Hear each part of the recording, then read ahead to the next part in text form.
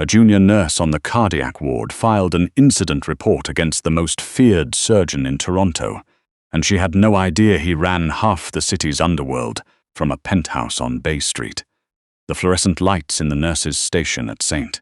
Augustine Private Hospital hummed with a thin, irritating buzz that Wren Calloway had stopped noticing years ago. It was 11:40 on a Tuesday night, the kind of late autumn evening where Toronto's rain turned the windows into smeared watercolors, and Wren sat hunched over a tablet, her thumb hovering over the submit button on an incident report that would, by morning, detonate her entire career. She was 26. She had clawed her way through nursing school on scholarships and double shifts at a diner on Queen Street, the kind of girl who checked the price of gas before driving anywhere.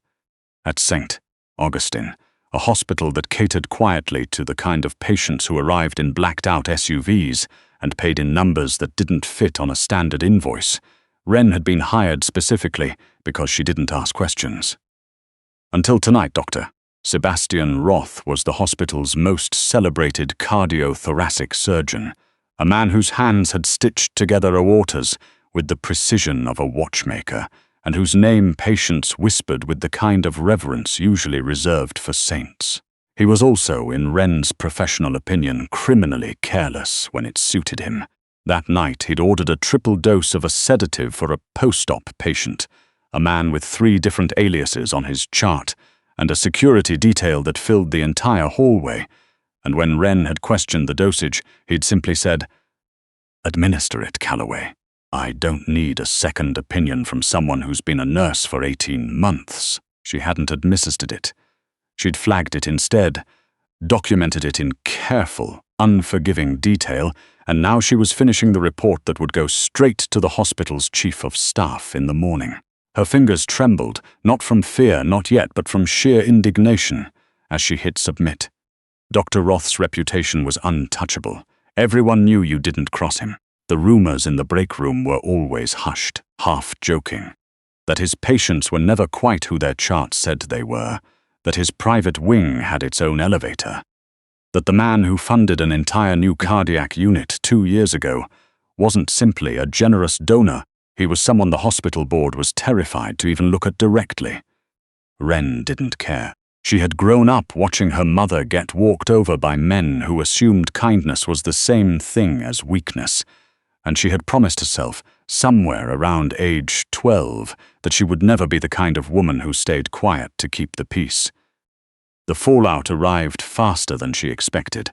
By 7 a.m., before her shift had even technically ended, she was summoned to the office of the hospital director, a tightly wound man named Holbrook, who looked, when she walked in, like he hadn't slept and might never sleep again. "Tell me this is a mistake," Holbrook said, not looking up from the tablet in front of him, which displayed her incident report, glowing accusingly on the screen. "It's not a mistake," Wren said. "Dr. Roth ordered a dosage that could have caused respiratory failure. I documented it because that's my job." "Do you have any idea," Holbrook said, finally lifting his eyes, "who that patient's family is?" "His chart says Aaron Mills, 41, history of arrhythmia." Holbrook let out a short, humorless laugh and rubbed his temples. "That patient is connected to people who do not forgive mistakes, Wren. And Dr. Roth—" He hesitated, choosing his next words like a man defusing a bomb. "Dr. Roth is not simply a surgeon here. His family essentially keeps this hospital's lights on. You do not file reports against him. You bring concerns to me quietly, and I decide what happens next." "I followed protocol," Wren said, her voice steady even as her stomach twisted into a hard, cold knot. "If Dr. Roth has a problem with that, he can take it up with the College of Nurses." "You're going to retract this report," Holbrook said, his tone dropping into something pleading. "You're going to apologize to Dr. Roth, and we are going to forget this entire night happened." "No," Wren said. "I won't." Holbrook stared at her the way a man might stare at someone standing too close to the edge of a cliff. "Then God help you." She walked out of his office with her hands shaking and her chin held painfully high, and she told herself, all the way to the staff parking lot, that she had done the right thing, that nothing bad could come from simply telling the truth.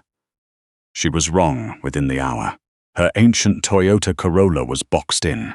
not by another inconsiderate commuter, by a matte black Range Rover idling with its headlights off, parked directly behind her bumper with the kind of deliberate precision that made her stomach drop before her brain even caught up. Two men got out.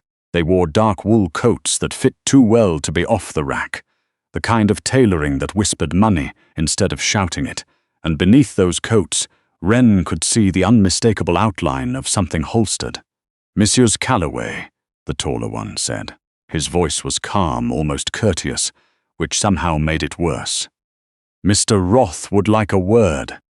"I have an appointment," Wren said, gripping the strap of her bag like it might somehow protect her. "If your boss wants to discuss hospital policy, he can email risk management." The man's mouth curved into something that wasn't quite a smile. "This isn't that kind of conversation, ma'am. Please get in the car." She looked around the half-empty lot. A janitor was wheeling a cart toward the loading dock and very pointedly did not look up. A resident hurried past with his head down. Nobody was going to help her, and somewhere in the rational part of her brain beneath the fear, Wren understood with total clarity that she had just stepped into something far bigger than an incident report. She got in the car. The drive took almost an hour, winding north out of the city, until the glass towers gave way to old-growth trees and the kind of properties that didn't have addresses so much as coordinates. They passed through a gate that looked like it belonged on a fortress, not a private home, and the Range Rover came to a stop in front of a sprawling glass and cedar estate that overlooked a frozen, glittering stretch of lake. She was led inside, past art that looked like it belonged in a museum she couldn't afford to visit, down a hallway so quiet she could hear her own heels on the stone floor, and into a study that smelled of cedarwood, old books, and something faintly metallic underneath it all. Sebastian Roth was standing at the window with his back to her, a glass of amber liquid in one hand, looking out over the frozen lake like a man surveying territory he owned. When he turned, Wren's breath caught despite every ounce of fury still burning in her chest. He wasn't the silver-templed, distinguished older man she'd half expected from his reputation. He was maybe 38, with sharp, unforgiving cheekbones, dark hair pushed back like he'd run impatient hands through it more than once that day, and eyes the color of slate that seemed to catalogue her in a single glance, assessing, weighing. "Mrs. Calloway," he said. His voice was low, deliberate, edged with something that wasn't quite a threat, but wasn't far from one either. "Thank you for coming." "I wasn't given a choice, Dr. Roth." A faint, humorless smile. "Few people are when it comes to me." He gestured toward the report, somehow already printed, already sitting on his desk, and Wren felt a hot flush of anger rise up her throat. "You filed an incident report against me, accused me of attempting to overdose a patient." "I documented what happened," Wren said, walking toward the desk, despite every instinct screaming at her to stay near the door. "You ordered a dosage that exceeded safe protocol for a patient with his cardiac history. I'm not going to apologize for doing my job correctly, Dr. Roth, regardless of who you think you are." The two men by the door shifted, hands twitching toward their coats, and Sebastian raised a single finger without even looking at them. They went still instantly, and Wren's pulse spiked at how absolute that one small gesture was. "Is that so?" Sebastian said softly, studying her now with something closer to curiosity than anger. "Read the chart again, Dr. Roth. Read what you ordered. I'm not interested in your name, or your money, or whatever it is everyone in that building is so afraid of. I'm interested in keeping patients alive. That's the job." For a long moment, the only sound in the room was the low crackle of the fireplace and the distant whisper of wind off the lake. Then Sebastian Roth laughed. It wasn't warm. It was low, dark, and edged with something that sounded almost like relief. "You're right," he said. "I made an error. A deliberate one, in fact." He set his glass down on the desk with a sharp, precise click. "I wanted to see how far you'd let it slide. Whether you'd flinch the way everyone else in that hospital flinches when my name is attached to a chart." Wren blinked, thrown completely off balance. "Excuse me." "My family," Sebastian said, stepping around the desk, closing the distance between them with the unhurried confidence of a man who had never once in his life worried about being told no. is not simply wealthy, Miss Calloway. We are involved in things that I will not insult your intelligence by pretending you haven't already guessed. Patients come through that hospital under names that aren't theirs.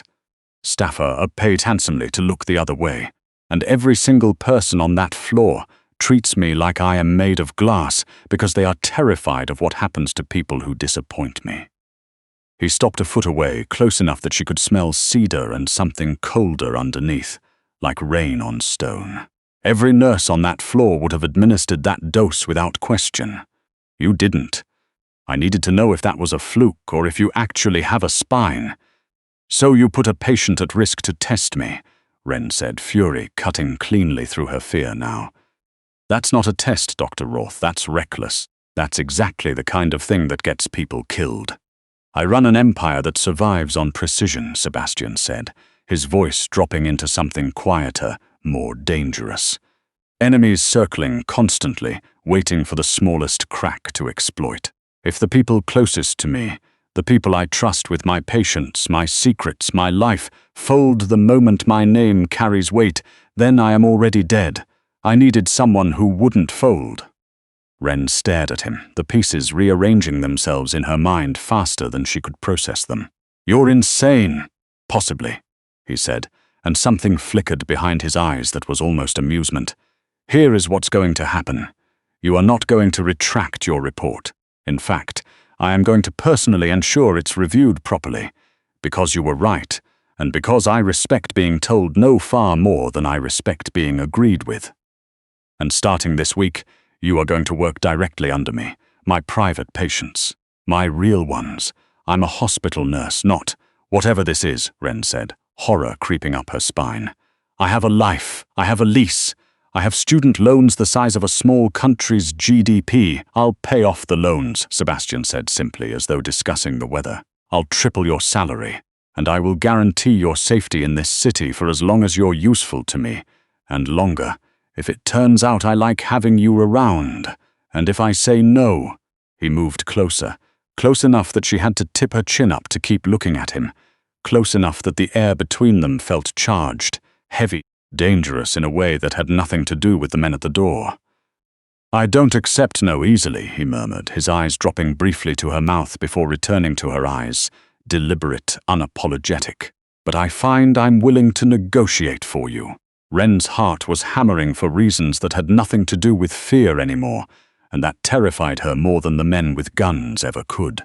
Fine, she said finally, her voice low but steady. But I do this my way. No more tests.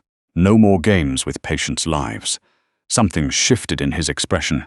Not quite a smile, but close, dangerous, and devastating all the same. Agreed. The first weeks working under Sebastian Roth were a war of nerves disguised as a job. His private patients were a strange, glittering parade of men who didn't exist on paper. Women with bodyguards posted outside recovery rooms, the occasional terrified-looking accountant whose injuries didn't match the story in his chart. Sebastian tested her constantly, withholding information until she demanded it, giving orders just outside the bounds of protocol to see if she'd push back. She pushed back every time. On the fourth week, he slid an envelope of cash across his desk for her discretion. She picked it up, counted it in front of him without blinking, and donated every dollar to the hospital's nurses' emergency fund the next morning, telling him exactly what she'd done. That was the night something in him changed. He started finding reasons to linger near the private wing during her shifts, a glass of scotch in hand, watching her work with an intensity that left her flustered and furious in equal measure. He challenged her medical opinions in front of other doctors and then, privately, told her she'd been right. He learned, without asking, that she took her coffee black and that she hadn't taken a real day off in 4 months. And one Thursday she arrived to find an entire week of shifts quietly rearranged on her behalf. It happened on a stormy November night, the city outside the estate's windows lit in flickers of distant lightning. A particularly difficult patient had finally stabilized after 6 brutal hours, and Wren was alone in the private wing's small office, peeling off her gloves, exhausted down to her bones. You're remarkable, you know, Sebastian said from the doorway. his voice rough with fatigue and something else. He'd discarded his jacket somewhere, his sleeves rolled up, dark hair falling loose over his forehead in a way that made him look less like an untouchable crime lord and more like a man who hadn't slept properly in days. "I did my job, Dr. Roth," Wren said, though her pulse was already climbing. "Sebastian," he corrected, stepping closer. "I think we've spent enough nights elbow-deep in other people's chest cavities together to drop the formality." The air between them felt charged and smelling faintly of antiseptic and rain, and the warm cedar scent that always seemed to follow him. Word had been circulating for days about a rival organization, the Kessler Network out of Montreal, ruthless and expanding, making aggressive moves into Roth territory, and Wren had noticed the tightness around his eyes growing worse by the day. "You look exhausted," she said softly, the words slipping out before she could just stop them. Sebastian reached up, brushing a strand of hair back from her face with a gentleness that didn't match anything she'd heard whispered about him in that hospital break room. "My world is unraveling a little more every day," he admitted quietly. "This room. Watching you save people who don't deserve saving, fighting for them anyway. It's the only place left where I don't feel like I'm drowning." She should have stepped back. She was a nurse, a civilian, a woman who believed fiercely in rules and boundaries. But looking at the exhaustion etched into the face of the most feared man in Toronto, the rules felt suddenly, dangerously irrelevant. She leaned into his hand.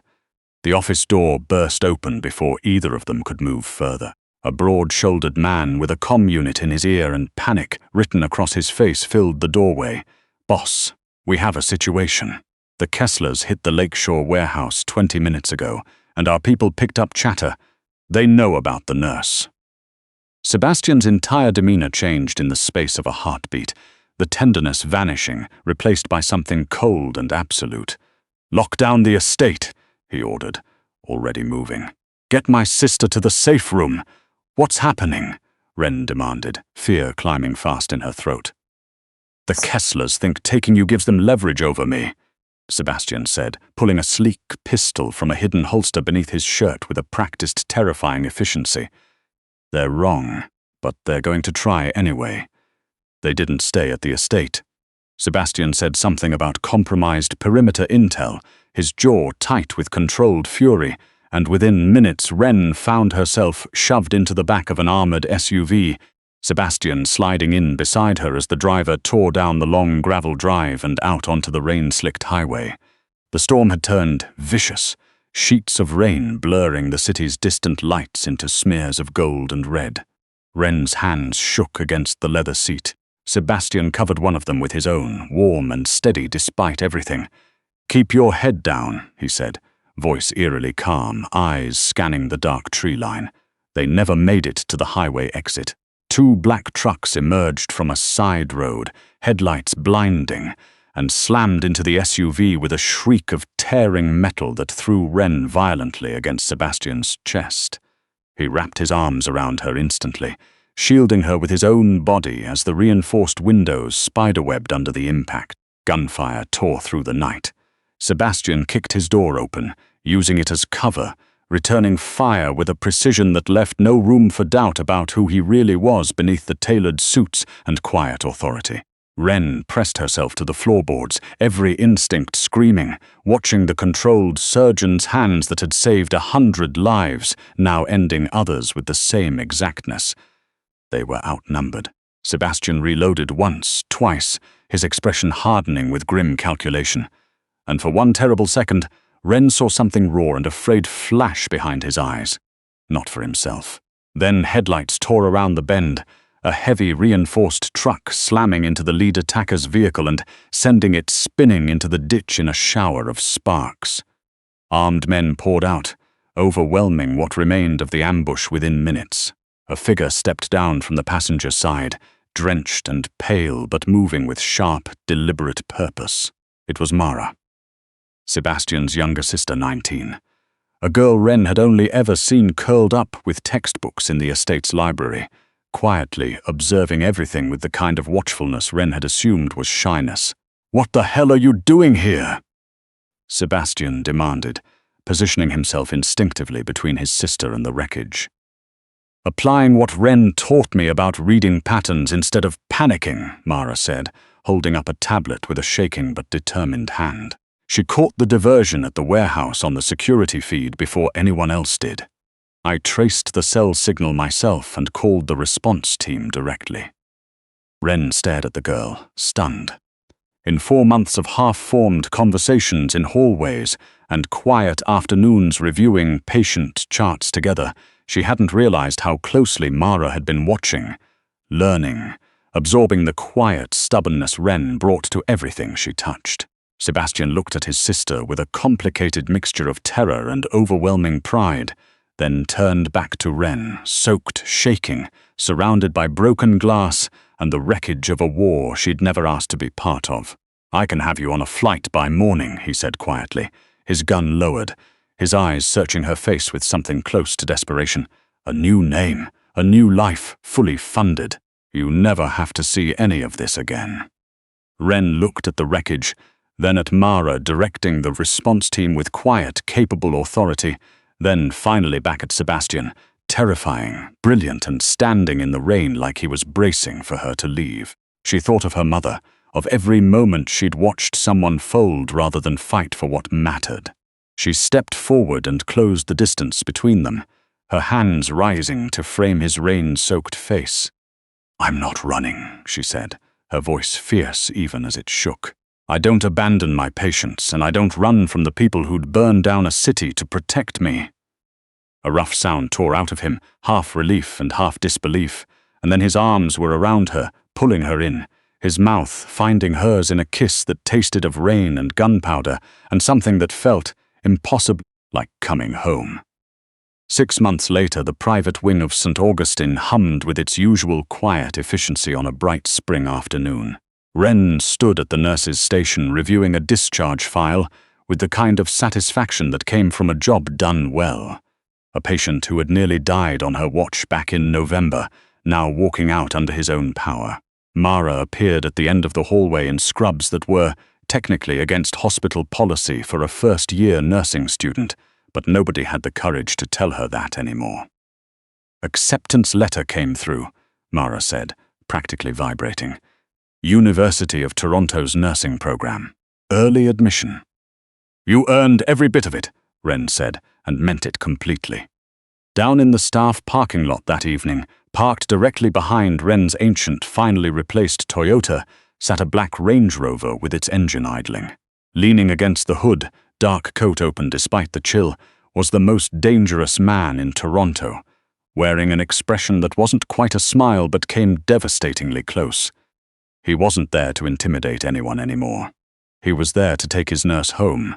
Wren locked the door to the private wing, walked out into the late spring sunlight, and didn't look back once.